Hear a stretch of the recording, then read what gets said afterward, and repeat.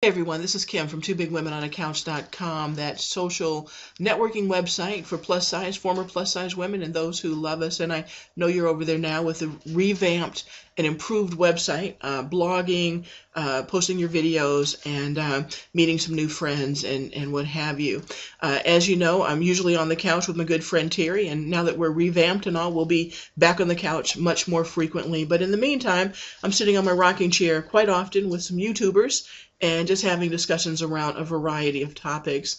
And one of the people that I've met on YouTube, and she's actually becoming kind of a rising star in my mind, because this young woman will put it out there on any topic and really make you think. And her username on YouTube is Diana1Nicole. We do want you to go to her website, listen to some of her videos and the commentary that she's making about a wide variety of topics, everything from what's happening to animals out in the ocean to, what's happening with people's rights and so on and so forth, and just all kinds of things. So definitely want you to check out her YouTube, Diana1Nicole. Thank you for being with me, Diana. Appreciate you being here.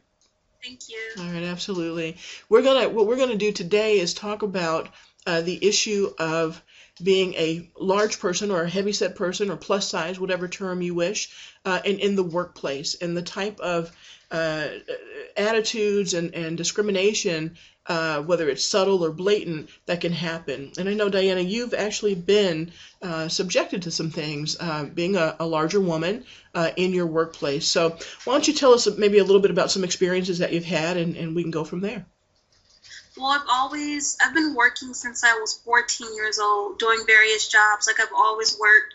It's always just something that I did. Like, I've never had the luxury of having somebody to provide for me financially, whatever. Like, I've always had to work. So I noticed, being larger, there's always the assumption that you're lazy or that you need special help with certain tasks. So a good example was that when I was 17, I was working on a trail crew, and that involves like taking like fairly large tools and like breaking up the ground. Basically, you're just making trails out of nothing, and it was really fun work. But I noticed a lot of times people would say things like, "Are you sure you can do this?" And then I would hear talk about like I was slower than the other people, and I don't think that was necessarily the case, but it kind of gave me low self-esteem, I guess, and I always felt like I had to be working extra harder so I wouldn't be noticed or people wouldn't think that I was lazy because I was heavier. So it kind of stuck with me through the years, and so you get to a point where you have a hard time filtering feedback about what's what and like your own things going on inside of you. So it's a struggle. It can be a struggle, and it is a struggle, I'll say. But I'm getting better. Okay, so pretty much, I know you're in a field right now where you deal with people primarily, right? You deal with some people that I think have some certain concerns and so forth that they're trying to grapple with and so forth, right? So when you were talking about when you were 17 or so, that was you were doing uh, more physical, more manual kind of labor at the time, right? So what are you finding now? I mean, here you are much older and in a different kind of a work experience. And I don't want you to talk necessarily about, your place of work or anything like that, but just in terms of attitudes and stuff like that, what are you finding now?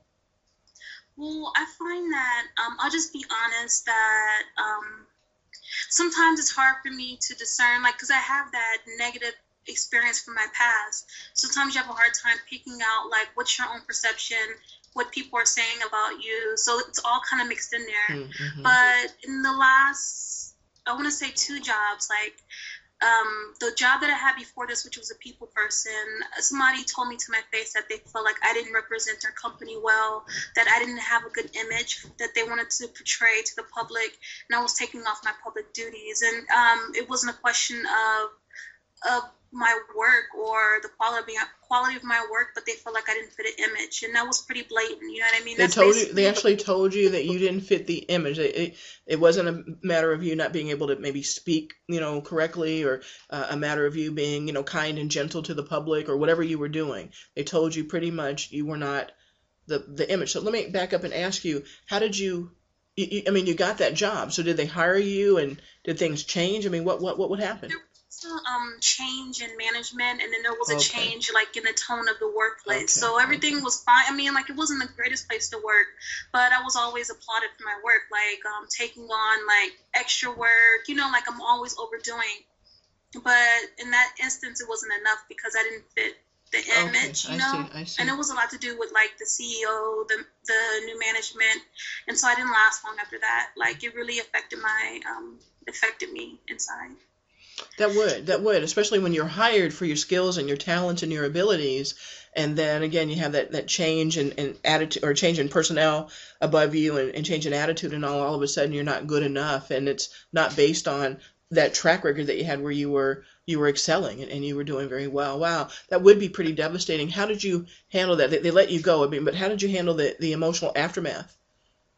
I'm still dealing with that. I mean, that was I want to say about a year ago, and it affected my confidence a lot. Like I felt like, oh, what is it about me that I can't deal with the public when people say, oh, you're pretty polite, we like the way you talk, blah blah blah.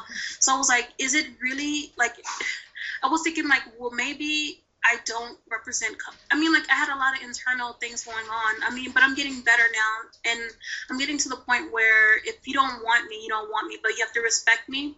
And I felt like in that situation that I didn't really defend myself like I should have. Like I could have taken a whole range of steps to remedy that situation without me coming off on the bottom, which happened. You know what I mean? Like I felt like I kind of took it lying down. I think that's Sure. the term that they use. So what kind of things would you have done differently, or what would you do now differently than you did before? It sounds like you've gained a little bit more confidence, a little bit more strength, and would maybe approach it differently. What would you do differently now? Well, there's things that you don't have the right to discriminate against somebody because of their race, their weight, how they look, unless you come to work dirty or something. But I'm just saying that you don't have the right to discriminate against people. So I could have took legal action, and I could have been more vocal about like, what exactly do you mean when you say that I don't represent your company well? Write it down for me so maybe I can work on You it. can do And better. then I could have Right. had something concrete that I could have like took it to the next step. But I was just like, oh, I'm so sad, I'm fat.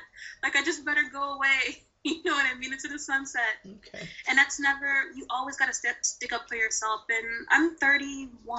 I keep forgetting.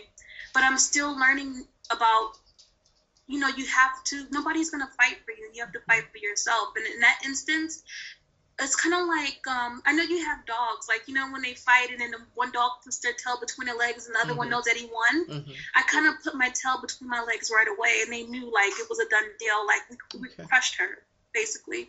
And I'm pretty honest about my abilities, about my work ethic or whatever. I just felt like I was targeted for other reasons besides that. And yeah.